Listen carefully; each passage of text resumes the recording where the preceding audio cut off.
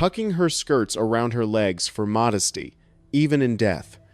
She clasped her hands in prayer, her lips moving constantly, reciting Psalm 51, "Have mercy upon me, O God, according to thy loving kindness."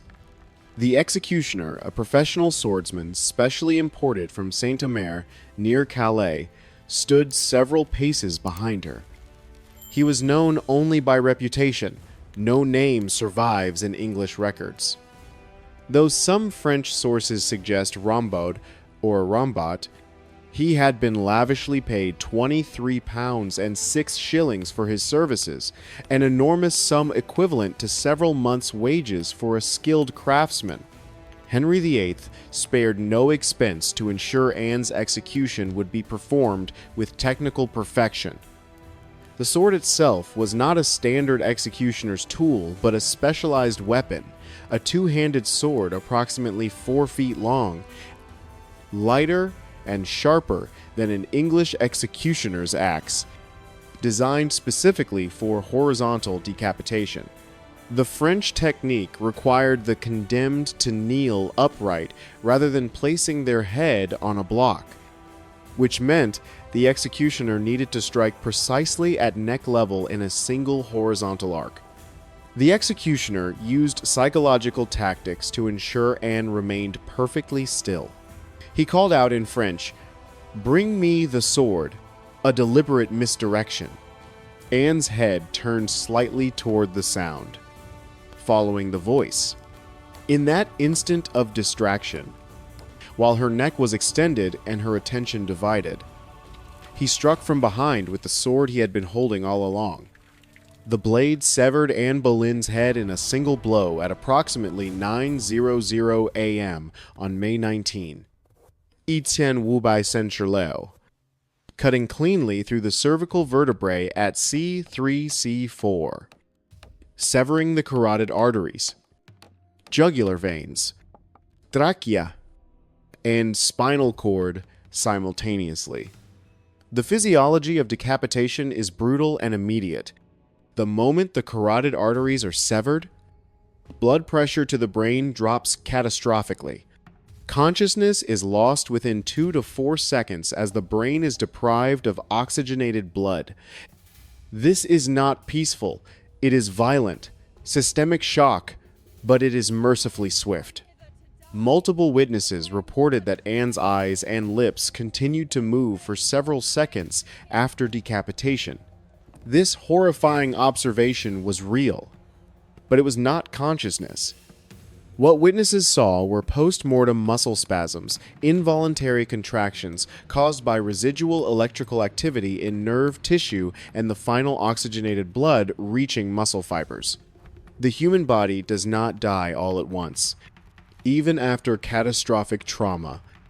Individual cells and tissues continue functioning briefly until oxygen depletion causes cellular death. Some witnesses claimed Anne's lips appeared to form words, perhaps the final syllables of Psalm 51 that had been interrupted by the sword. This was not Anne speaking, but the mechanical consequence of severed nerves firing randomly. Modern neurological research confirms that decapitation causes unconsciousness within seconds, not the prolonged awareness described in sensationalized accounts. But for those watching in May 1536 who had no understanding of neurophysiology, the effect was deeply disturbing. Several witnesses fainted. Others turned away in visible distress. This moment, when the boundary between life and death blurred, shattered any illusion that the execution was clean or merciful. The executioner lifted Anne's severed head by the hair, turning it to face the crowd, a customary gesture proving the sentence had been carried out. Blood continued to flow from the severed arteries, soaking into the straw beneath her body, which remained kneeling upright for several seconds before collapsing forward. The warm May morning meant the blood smell was immediate and overwhelming, copper sweet, thick in the humid spring air. Witnesses standing nearest the scaffold reported the stench made them nauseous. This was the reality of Tudor justice, not the romanticized swift mercy, but the visceral horror of state-sanctioned killing performed as theater before an audience made complicit through forced witnessing. What followed revealed the calculated cruelty extending beyond death itself. No proper coffin had been prepared for Anne Boleyn's remains. This was not oversight, it was deliberate statement.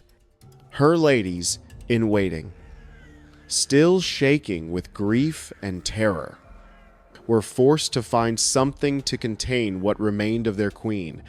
They located an elm wood chest used for storing arrows in the tower's armory, roughly 3 feet long, crudely constructed, designed for equipment, not human remains. Into this chest, Anne Boleyn's severed head and body were placed together by her traumatized attendants who performed this final service under guard. Knowing any visible grief or careless word could mark them as suspicious, she was buried the same day beneath the floor of the chapel of St. Peter ad Vincula within the tower walls, without proper Christian ceremony or marker. The chapel served as burial site for executed prisoners. Its name means saint. Peter in chains. Grimly appropriate for those who died in captivity. No stone marked Anne's grave. For centuries, her exact burial location was unknown. In 1876, during renovations to the chapel floor, Victorian workers discovered skeletal remains, including a female skeleton with the head and body buried together in disarray.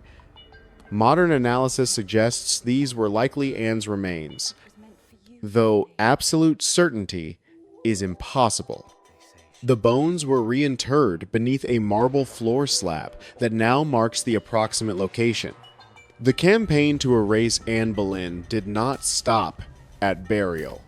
Within hours of her execution, royal officials began systematically removing evidence of her queenship. Court painters received orders to destroy or paint over her portraits. Her royal insignia, the crowned falcon, was chiseled off walls, pulled from tapestries, removed from royal plate and documents. Her motto, "The Most Happy," was erased wherever it appeared. Courtiers learned immediately that speaking Anne's name was dangerous. Those who had been closest to her scrambled to distance themselves, burning letters, destroying gifts, denying they had ever supported her rise. The speed of this erasure revealed its calculated nature.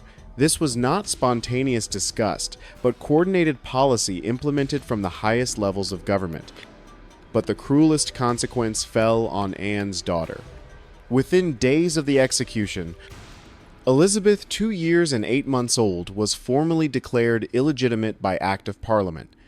She was removed from the line of succession, stripped of her title as princess, reduced to Lady Elizabeth, with no legal claim to her father's throne.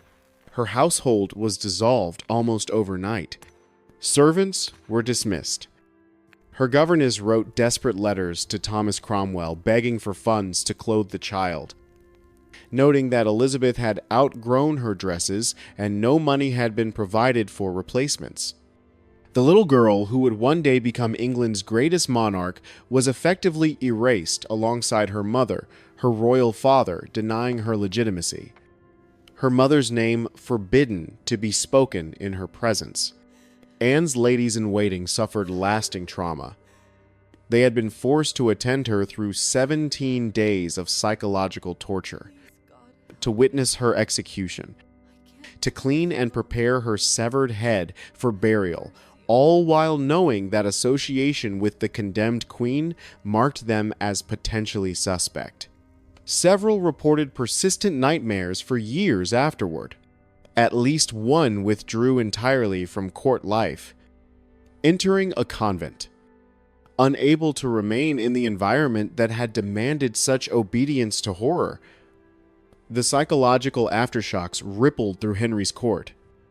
replacing loyalty with fear and transforming honest service into performative submission where survival required, anticipating and validating the king's desires before he expressed them. Meanwhile, Henry VIII demonstrated precisely how little Anne's death affected him personally.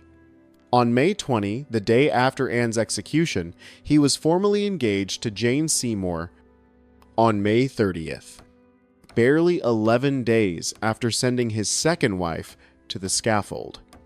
Henry married Jane Seymour in a quiet ceremony at Whitehall Palace. There was no mourning period, no pretense of grief. The problem had been solved. Anne had failed to provide a surviving male heir. Therefore, she was removed and replaced with administrative efficiency. Her death was not mourned, it was processed. The speed revealed Anne's execution for what it truly was, not an emotional rupture, but a political solution, executed with the same bureaucratic precision Henry applied to treaty negotiations and financial accounts.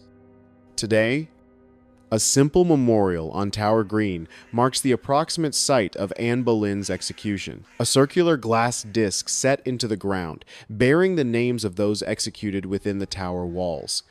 Tourists photograph it daily, unaware that the actual scaffold stood several meters away, according to contemporary site plans.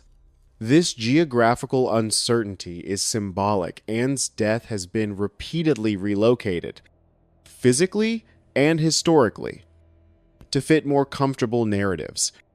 The romanticized version found in films and novels bears almost no resemblance to the 17-day psychological warfare campaign that defined her final weeks. What happened to Anne Boleyn in May 1536 was not tragic misfortune, it was calculated destruction.